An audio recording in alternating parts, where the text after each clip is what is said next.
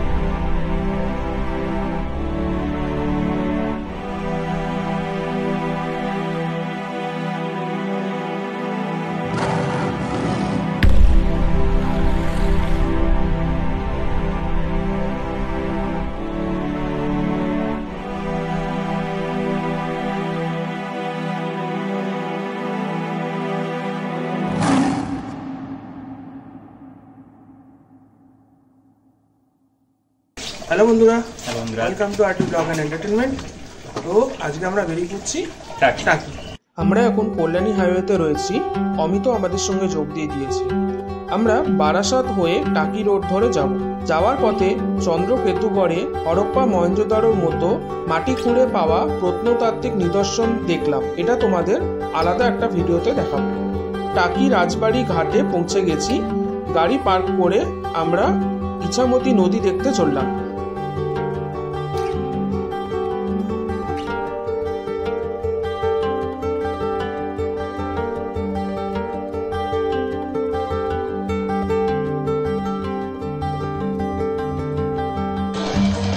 Hello বন্ধুরা, তো আমরা পৌঁছে গেলাম টাকি। পিছনে দেখতে পাচ্ছ টাকির বোটগুলো দাঁড়ানো রয়েছে। আর এই যে দূরে দেখতে পাচ্ছ ওটা হচ্ছে তোমার বাংলাদেশ। তো আমরা একদম বর্ডারের কাছাকাছি রয়েছি। তো আমরা টাকিটা ঘুরবো আর তোমাদের দেখাবো। তো আমাদেরও ভালো লাগবে, তোমাদেরও আশা করি ভালো লাগবে। তো চলো দেখা যাক। একটা বোট যাচ্ছে ওদিকে।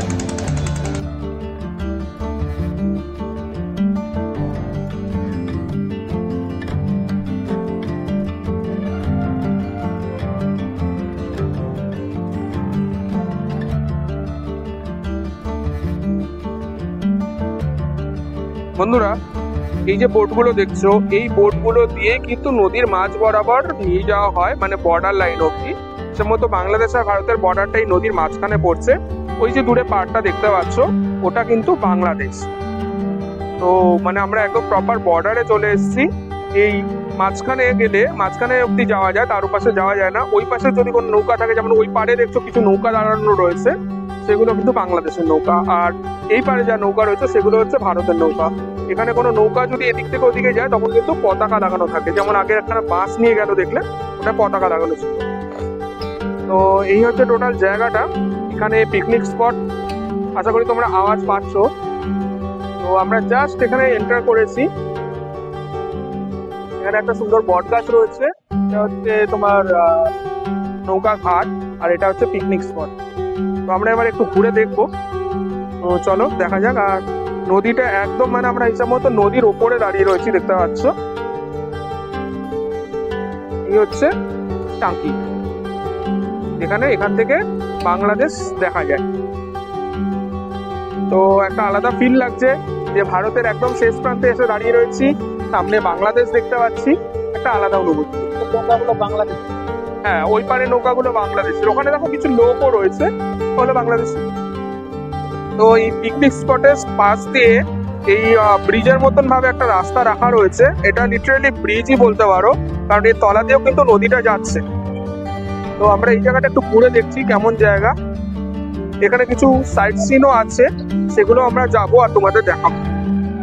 আপাতত এখানে পিকনিক হচ্ছে, আর এই রাস্তারও কিছু কাজ চলছে। তো যাওয়া যাক।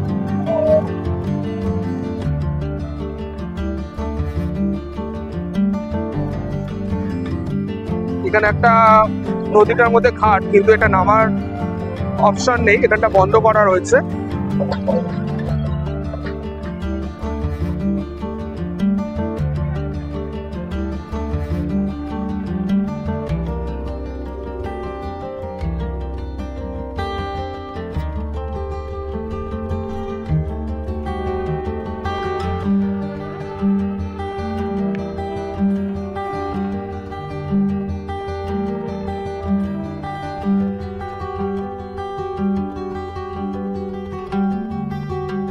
বন্ধুরা, এই যে গাছটা দেখছি, এটা সম্ভবত একটা বাড়ির গা বেয়ে উঠেছিল, বাড়িটা এখন আর নেই। বট গাছটা প্রাচীরটাকে চেস করে উঠেছে বলে পাঁচিলটা খালি রয়েছে।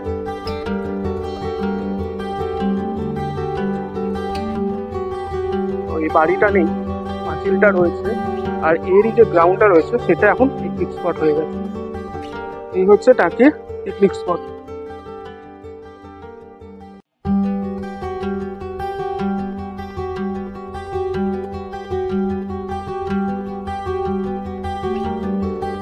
বন্ধুরা, এখানে এই ওয়াচ টাওয়ার রয়েছে যেমন দীঘায় থাকে, আর এখানে নৌকাগুলো চলছে। এখানটা হচ্ছে এখানে বসে মানে এই নৌকা চলছে বা সামনে বাংলাদেশ সেগুলো দেখার অপশন রয়েছে। তবে এখানে একটা বোট আবার যাচ্ছে, জাস্ট এই সাইড দিয়ে চড়বে, চড়ে দেখাবে বাংলাদেশটা আর একটু কাছ থেকে দেখা যায়। আর এখানে এই বসার জায়গাগুলো রয়েছে, এখানে মানুষের বিকালবেলা হোক বা যারা ঘুরতে আসে তারা বসে একটুখানি মনোরম পরিবেশ এনজয় করে।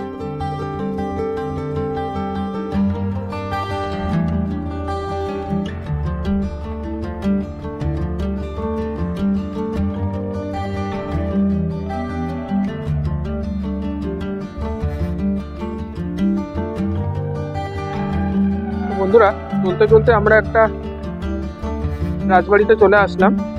এটা হচ্ছে ঘোষবাবুর পূজা দালান। রাজবাড়ি ঠিক না, জমিদার বাড়ি ধরনের হবে। তো এটা টাকি ঘোষবাবুর পূজা দালান। তো চলো আমরা এখন এটা দেখবো।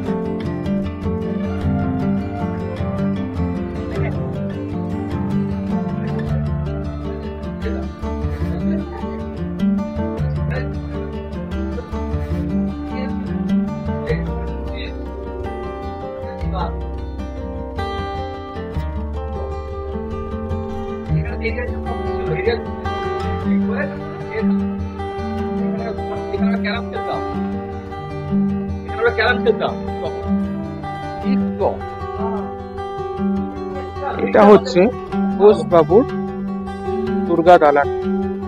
এটা 400 বছরের পুরানো।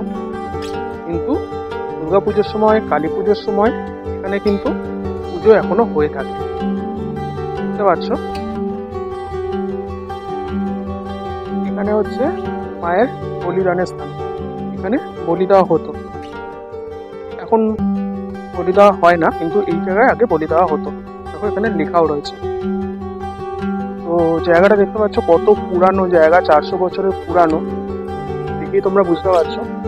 এখানে বাড়ির উপরের অংশ ভেঙে গেছে, বাট দুর্গা দালানটা এখনো রয়েছে। মানে দুর্গা দালানের উপরের অংশটা বেশ কিছুটা, ছাদের অংশ আমি দেখতে পাচ্ছি নেই। ভেতরে যেখানে গর্ভগৃহ, যেখানে মূর্তি রাখা থাকে, মায়ের প্রতিমা রাখা থাকে, সেই জায়গাটা এখনো রয়েছে। ওখানে উপরে টিনের চালা করা হয়েছে। তো এই হচ্ছে ঘোষ বাড়ির দুর্গা দালান। এখানে তোমার ফটোশুটে পারফেক্ট জায়গা। করে তো এই যে লাল বেদিটা দেখছো, এখানে কিন্তু পুজো হয়। আর এখানে কিছু ছবি রাখা রয়েছে, আমাদের একটু কাছ থেকে দেখাই। এখানে ঘোষবাবুর ফ্যামিলির মেম্বারদের ছবি দেওয়া রয়েছে। এককালে ওনারা এখানে থাকতেন। এখন তাদের বংশধরেরা এখানে পুজোর সময় শুধু পুজো করে থাকেন। মানে পুজোর সময় এখানটা জমজমাট হয়, এখানে আসেন সব বলে দেশ বিদেশ থেকে এসে এখানে পুজো করা হয়। দুর্গা দালানের স্ট্রাকচারটা আমার খুবই সুন্দর লাগলো। একটা করে মাঝখানে পিলার, আর তার চারপাশে সুপারি গাছের মতন ধরনের ভাবে সরু সরু পিলার তোলা রয়েছে, যার উপরে গিয়ে আর্চের মতন হয়ে পাশের পিলারের সঙ্গে যুক্ত। এখানে দেখতে পাচ্ছ এই স্ট্রাকচারটা কিন্তু অনেকটা ক্ষতিও হয়েছে। কালের নিয়মে ধীরে ধীরে এটাও পুরানো হয়ে এসছে,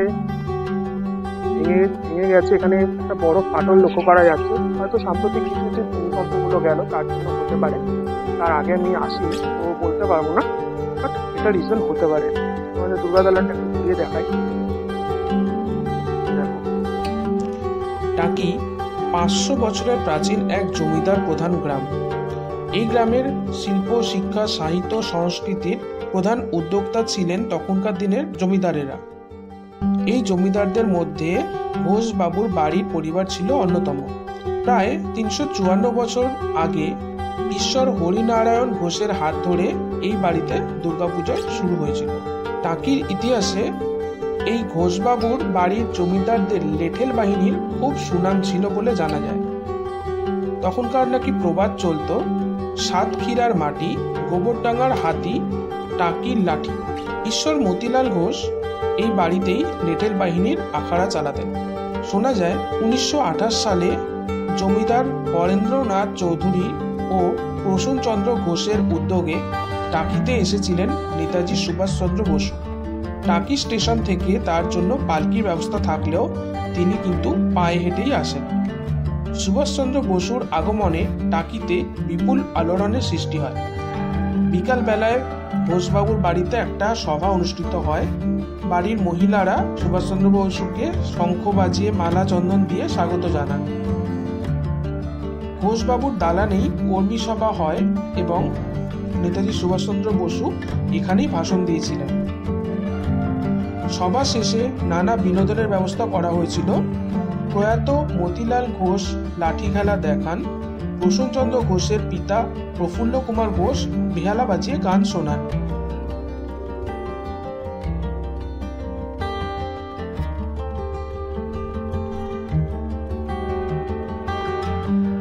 প্রাচীনকালে সন্ধি পুজোর শুরুর আগে বন্দুক চালানো হতো ঘোষবাবুর বাড়ির ছাদ থেকে। ঘোষবাবুর বাড়ির বর্তমান বংশধররা এখনো পুজোর সময় আসেন ও পুজোটা নিষ্ঠার সঙ্গে পালন করে চলেছেন। রথের দিন চিরাচরিত প্রথা মেনে পুজোর দালানে কাঠামো পুজো করা হয়। সেই দিনই কাঠামোর কাঠ সামান্য কেটে রেখে দেওয়া হয় এবং নবমী পুজোর দিন হোম যজ্ঞে দিয়ে দেওয়া হয়। এটাই পুজোর ঐতিহ্য।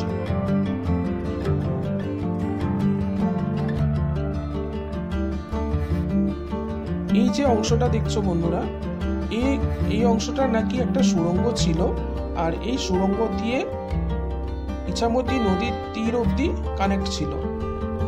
মানে দরকারে এইখান থেকে সুড়ঙ্গ পথের মাধ্যমে ইছামতি নদীতে গিয়ে নৌকায় করে চলে যাওয়া যেত। সামনে যেমন সিংহদুয়ার দেখলে, সেরকম এই যে এখানের যে সরু গলির মতো অংশটা, এখান দিয়ে কিন্তু এই বাড়ির, ঘোষবাবুর বাড়ির পিছনের অংশ দিয়ে বেরিয়ে যাওয়ার রাস্তা ছিল আগে।